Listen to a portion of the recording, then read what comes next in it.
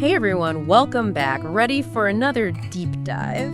Today we're tackling something a lot of you are super interested in. How to really get your English skills going strong. Yeah, and we're doing it with a really cool source. It's an actual transcript from a podcast all about learning English faster. I mean, who doesn't want to learn faster, right? Exactly. It's called Learn English Quickly with Podcasts, and it features this conversation between two people, Emma and David. And we're not just going to rehash what they said. We're going to pull out the gems, the tips, the strategies that you can actually put into practice right away to, make your English more natural, more confident. I think what's so cool about this transcript is it reminds us of something so basic, so fundamental, listening. That's how we all started learning language, right? As babies, just soaking up the sounds around us. It's true. And this transcript really highlights how listening is kind of like the secret weapon for speaking better English. Mm-hmm. You listen, you absorb, and then it just starts flowing out naturally. And think about how easy it is these days. You've got podcasts everywhere. You can be learning while you're walking the dog, cooking dinner, you name it. All right, so let's actually hear what real-world English sounds like. The transcript gives us this little scene, Emma and David meeting for the first time at a coffee shop. And the first few lines are so interesting because they're like the universal greetings.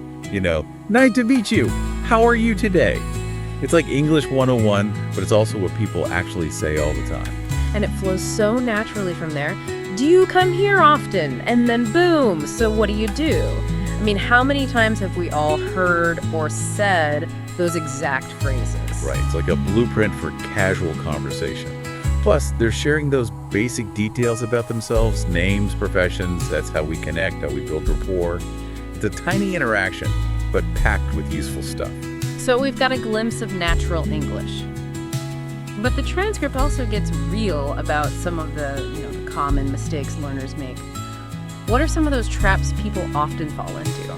Yeah, this is where the transcript gets really helpful because it points out some specific things to watch out for. Like, for example, prepositions. Mm-hmm. I'm good in English versus I'm good at English.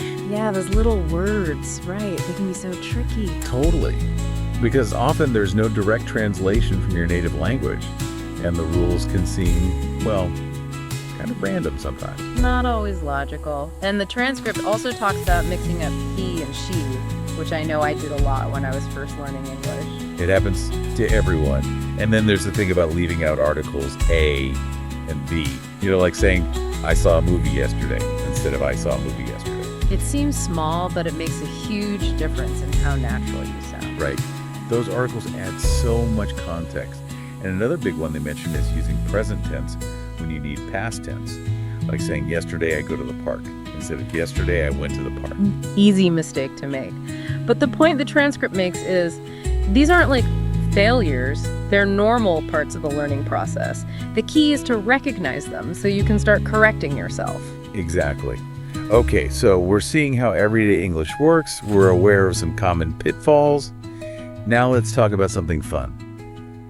Idioms. Oh, idioms. They're like little puzzles, but they add so much color to the language. Totally, and they're full of cultural context. The transcript gives us a couple of great examples. The first one is break the ice. And they use it in a sentence. At the meeting, the manager told a joke to break the ice.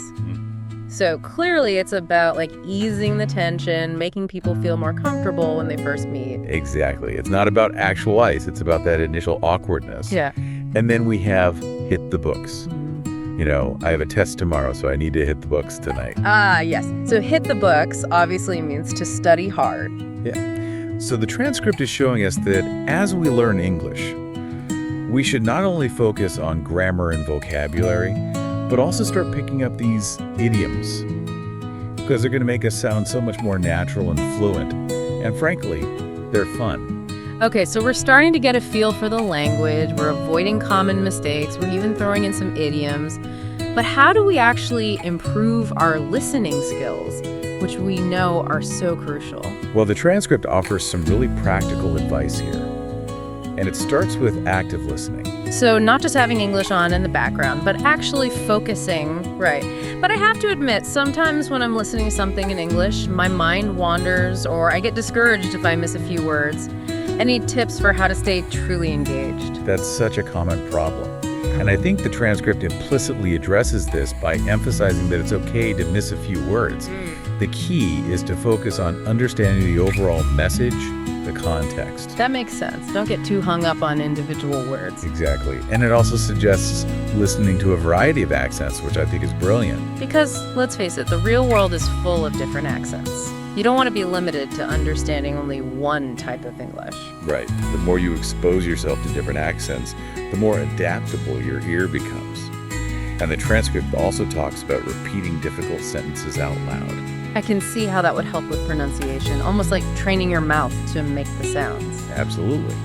And it helps with rhythm and intonation too. And you'd be surprised how much repeating something out loud can actually improve your comprehension of it. The next tip is a classic, but it's a classic for a reason. Take notes on new vocabulary. Yeah, because if you just hear a new word and don't write it down, chances are you'll forget it. Exactly. Taking notes forces you to engage more actively with what you're hearing, and it gives you a handy reference later on. And finally, one of my all-time favorites, shadowing. Shadowing. So basically you listen to a native speaker and try to repeat what they're saying at the same time, right? Exactly. It's fantastic for pronunciation, but it also helps you internalize the natural rhythm and intonation of English. So it's not just about getting the words right, it's about getting the music of the language right. Precisely. It's like learning to dance to the beat of English. Okay, so we're actively listening, we're taking notes, we're shadowing. What's the next step in really putting all this knowledge into practice? Well, the transcript suggests that we move beyond passive listening and actually start using our English in, well, kind of simulated real-life scenarios. They call it role-playing. And they give a really practical example. Ordering food at a restaurant, we see Emma saying, "Hi, I'd like to order a cheeseburger and fries, please." And then David, pretending to be the waiter, replies, "Sure, would you like anything to drink?" And then Emma says, "Yes, I'll have an iced tea, please." It's a basic interaction, but we all do it right. All the time. But why is practicing this kind of scenario so important? Because it builds confidence. You're rehearsing those phrases in a safe environment, so when you're in an actual restaurant, it feels less intimidating. You've already done it before, even if it was just pretend. It makes sense. It's like practicing a presentation before the big day. The more you rehearse, the more confident you'll feel. Okay, so as we wrap up this deep dive into Learn English Quickly with podcasts, what are the main takeaways for our listeners? Well, the transcript really stresses a few key points. First, make listening to English a part of your daily routine. Surround yourself with the language through podcasts, music, movies, whatever you enjoy. And second, don't just listen passively. Engage with the material actively. Repeat things out loud, take notes, try shadowing. And don't forget about speaking practice. The transcript really encourages us to, speak as much as possible, even if it's just to ourselves. It helps solidify what we're learning. That's right. And perhaps most importantly, the transcript reminds us that it's okay to make mistakes. In fact, it's essential. Every mistake is a learning opportunity. It all comes back to that idea that listening is the foundation. And this transcript gives us a super clear roadmap for how to use listening, along with active practice and a positive mindset to really boost our English skills. I agree. And it leaves us with something interesting to ponder. If babies can learn languages so effectively through immersion and listening, could we apply that same principle to other areas of learning? I think it's a fascinating question to consider. It is. And on that note, thanks for joining us for another deep dive. We'll see you next time. See you then.